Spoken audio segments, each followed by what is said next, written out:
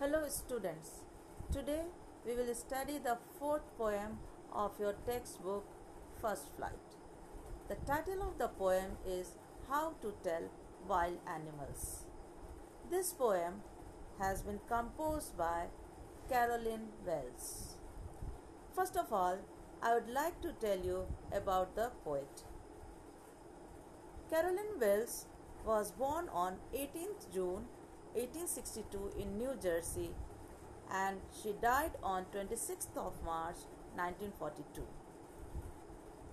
She is a very famous American writer. Her books are based on mystery. Her famous works include The Fleming Stone Mysteries, The Clue, The Gold Bag, Adventure of Lovely Lily. All these are her famous works. She has described different wild animals in a very interesting way. This poem is a humorous poem. It is very funny. The poem revolves around the different wild animals and the different ways in which we can identify these wild animals.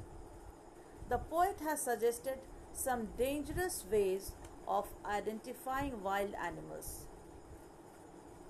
These suggested ways create humor. The poet has described the wildlife vividly and in a very lively manner. When we read the poem, we feel ourselves among wild animals in the forest. Before discussing the poem in detail, I would like to tell you about the rhyme scheme and the poetic device. This video is the first part of the poem How to Tell Wild Animals. In the second video, I will discuss the whole poem, stanza-wise explanation I will give you. So let us discuss the rhyme scheme. Take the first stanza. If ever you should go by chance to jungles in the east, and if there should to you advance a large and tawny beast, if he roars of you as you are dying, you will know it is the Asian lion. Now see students, in this stanza, you can see on your screen, I have highlighted a few words, and all these words are at the end of each line. See the first line of the first stanza. The last word is chance, and in the third line the last word is advance. Now chance and advance, they have the same rhyming pattern, so we will give A to this two words, chance and advance. A. East and west, they rhyme, so we will give B to these two words. So the first two lines AB, the next third and fourth line again AB. Then see the fifth and sixth line, Dian and Lion, so we will give them CC. So we get the rhyme scheme of the first stanza. It is AB AB CC. Now this pattern continues in the next stanzas, and likewise we will discuss the rhyme scheme of each stanza in detail later on.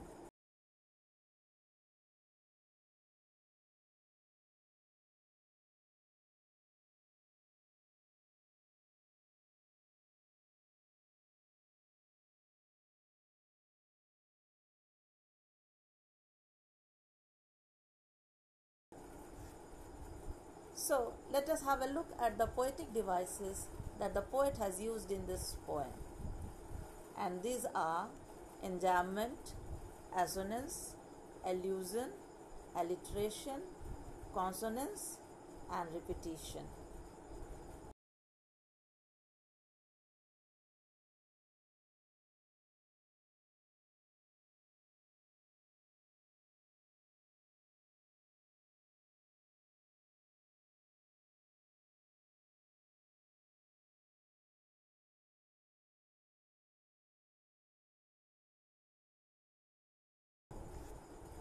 Now, enjambment. When the same sentence continues to the next line without the use of any punctuation marks, it is called enjambment. Now, the example of this poetic device you can find in the first stanza. Not in the other stanzas also, this poetic device has been used by the poet. So, see the first line, see the third line of the first stanza. And if there should to you advance a large and tawny beast. Now you see here the first line, there is no punctuation mark at the end, and this sentence continues in the next line, and after the beast you can see the comma there. Okay, so these two lines are example of enjambment. The next poetic device is assonance. Now this is a figure of speech. This is a literary device in which a vowel sound is very prominent throughout the sentence. And we find many examples of this poetic device in this poem. I am just referring to the first stanza. If ever you should go by chance, the very first line of the first stanza. If ever you should go by chance. Now see here the three words, you, should and go. There you find O sound very, very prominent. So this line is an example of assonance.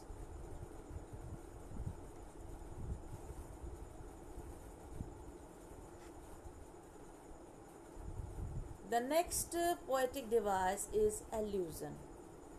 In this figure of speech, a reference is made to a famous person living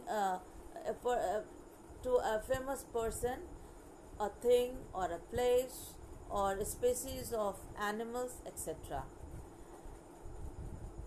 The example here is given in this poem is Asian lion and Bengal tiger.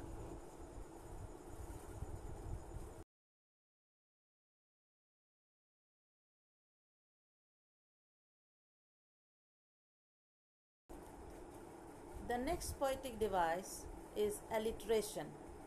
It is the repetition of the same letter or sound at the beginning of adjacent or closely connected words. In alliteration, a consonant sound is repeated in the beginning of closely placed words. It is the initial sound that is repeated, and it is a consonant sound. Now in stanza 2, the first line, or if sometime when roaming round.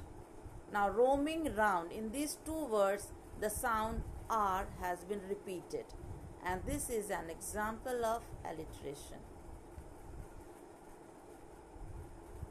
Next is consonance. In this figure of speech, the same consonant sound is repeated, but there is no proper sequence. It means that the repeated sound, it may come in the closely placed words. It may come in the beginning. In one word it may come in the beginning, in other word it may come in the middle or at the end. So it doesn't always come in the beginning or at the end. It is irregular. Its pattern is irregular. It may come in the beginning, in the middle, or at the end. Okay. Now the example of this poetic device we can find in this line. And not a single wing. Here G sound has been repeated in the words single and wing. The G sound, and you can see that in the word single, G comes in the middle, and in wing it comes at the end.